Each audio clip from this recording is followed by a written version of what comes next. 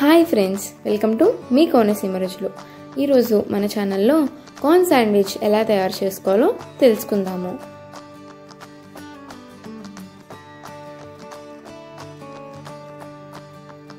దానికి ముందుగా ఒక బాండీలో కొద్దిగా బటర్ వేసుకొని దాన్ని బాగా కరగనివ్వాలి.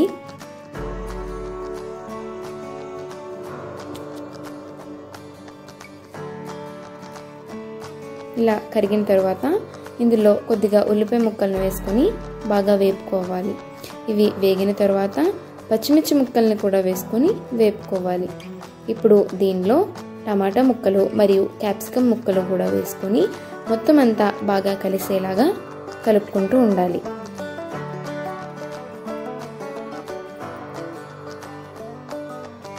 ఇప్పుడు ఇందులో కార్న్ పీసెస్ని కూడా వేసుకుందాము.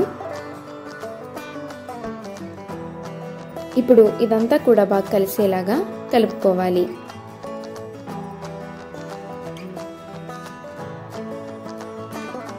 కలుపుకున్న తర్వాత ఇందులో కొద్దిగా ఉప్పు మరియు హాట్ సాస్ని వేసుకోవాలి.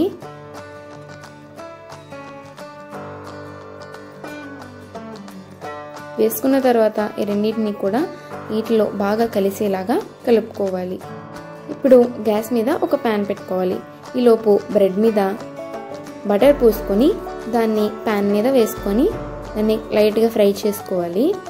ఫ్రై అయ్యేలోపు మనం ఇందాక కుక్ చేసుకున్న కర్రీ ఉంది కదా, దాన్ని ఈ బ్రెడ్ మీద పెట్టుకొని మళ్ళీ దీనిపైన ఇంకొక బ్రెడ్ వేసి కవర్ చేయాలి. ఇలాగే ప్రతిదీ కూడా చేసుకుంటూ ఉండాలి. ఇప్పుడు దీన్ని 2 సైడ్స్ కూడా జాగ్రత్తగా ఫ్రై చేసుకోవాలి. ఫ్రై అయిపోయాయి కదా, నేను ఒక ప్లేట్లోకి సర్వ్ చేసేసుకుందాము.